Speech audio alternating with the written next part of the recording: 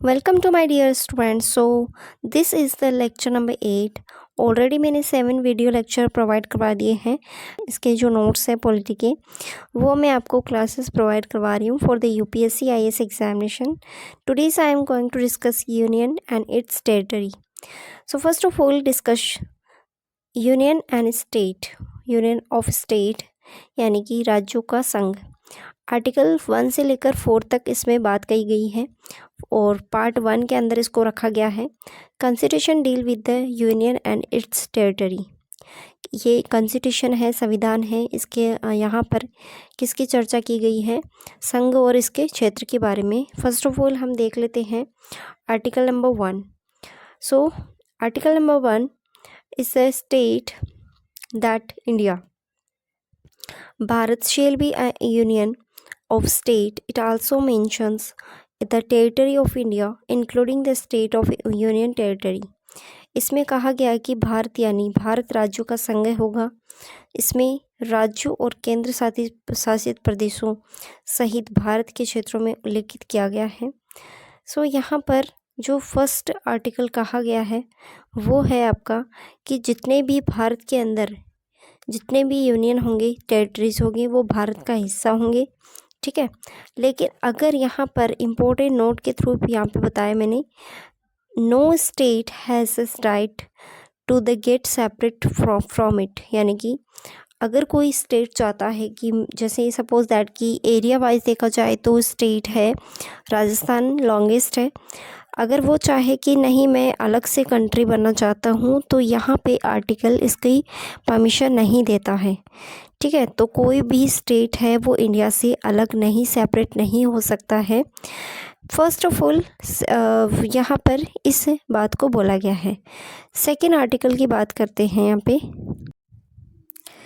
Article number 2 deals with the admission or establishment a new state within the Indian union. यह विधेयक भारतीय संघ के नए राज्यों को प्रवेश और स्थापना को संबंधित है। इट मीन्स दैट कि कोई भी स्टेट है वो अलग होकर दूसरा स्टेट बन सकता है।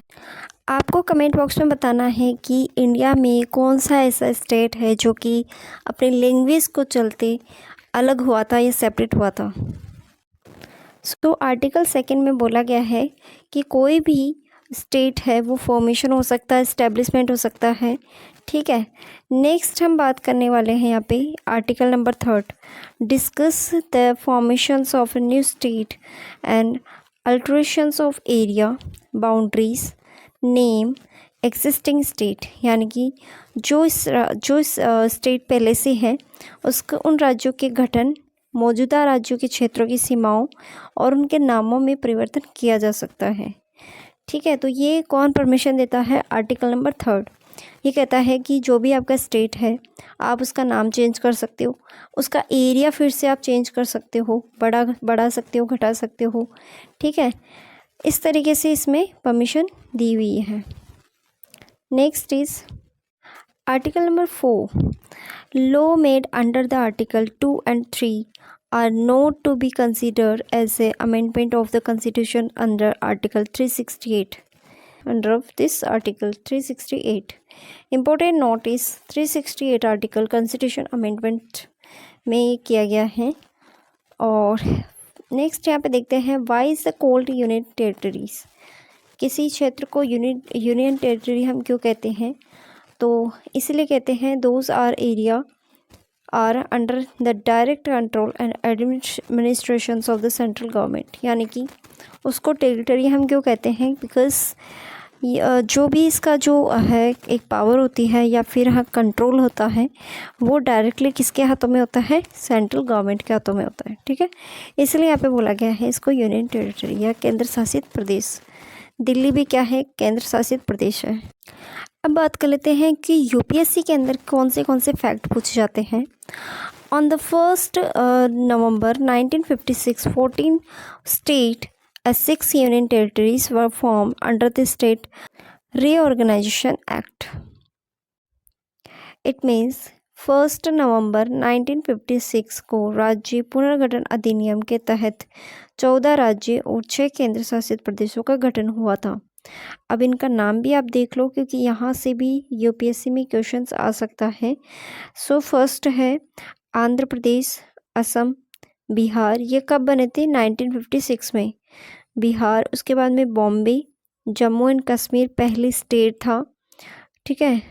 और केरला, मध्य प्रदेश, मद्रास, मैसूर, उड़ीसा, पंजाब।